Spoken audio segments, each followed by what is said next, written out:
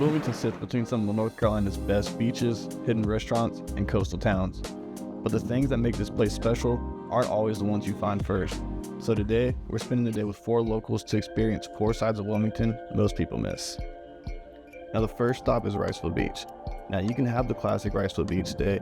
You go to the south end, you check out Sundays, you check out some of the shops. But today, we're gonna take you up north. Now on the north end, it gets a little bit quieter, there's less people, the beaches are a little more empty. If there's a more crowded day of surf, it's really easy to come up here and be able to surf by yourself or just with a couple friends. But my favorite part to visit up here is the intracoastal side.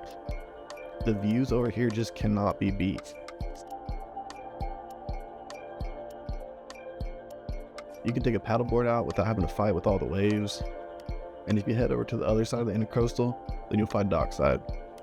There is literally nothing better than sitting here and watching the boats come in while eating some good food. This place has been here for over 30 years. I would recommend the crab dip, but today we went with salmon sandwiches and crab cakes. When I think of a coastal North Carolina restaurant, dockside is what comes to mind.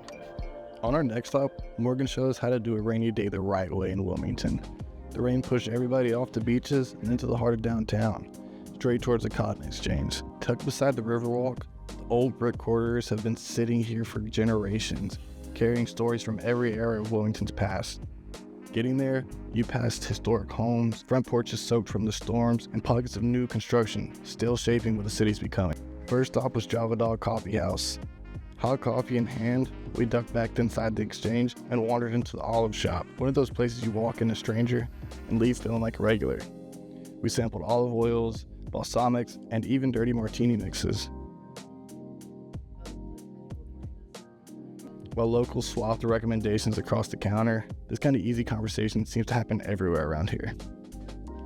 And that's what makes this place interesting. Inside these old walls, you'll find everything from local art to beach sandals, reminders that Wilmington's always been a crossroad between culture, commerce, and the coast. But the history here isn't all light. The Cotton Exchange was once tied to the cotton trade that moved through the South during slavery. There are reminders of this history scattered across the walls of the Cotton Exchange, and this past should not be forgotten. Further south, the coastline changes again. In Carolina Beach, the pace picks up. Music spills into the streets and the smell of salt water and fried food hang in the air. There's a boardwalk, arcades, surf shops, old school beach bars, nearly a quarter mile of restaurants, rides, and local spots. We started our afternoon at Surf's Up Mini Golf. This place is brand new, and you can really see the surf influence. After a couple dips in the water hazard, we had a winner. Alyssa came in second with 58, and our grand prize winner was Charity with 55. This is a perfect all-around experience for everyone in the family. Before we left, there was one stop that we had to make, Britt's Donut Shop. Since the 1930s, this little donut shop has been tucked here on the boardwalk. Generations of families have stood in the same line waiting for the same donuts and eating it together at the same stools. Britt's does one thing, and they've never really changed it. Hot glazed donuts, made right in front of you. Crispy on the edges and soft in the middle.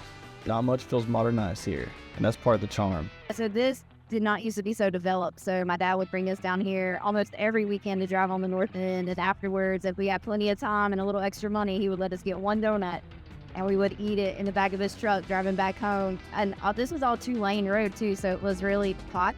Yeah. And sitting in the back of the truck and enjoying that donut, sugar blowing every year. Our final stop is going to be Terra Soul Yoga. Now this place just speaks for itself. Look how beautiful it is.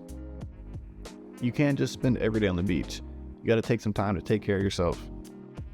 Charity is actually a licensed yoga instructor, and she pushes all of us to get out here, step out of our comfort zone, and make ourselves better.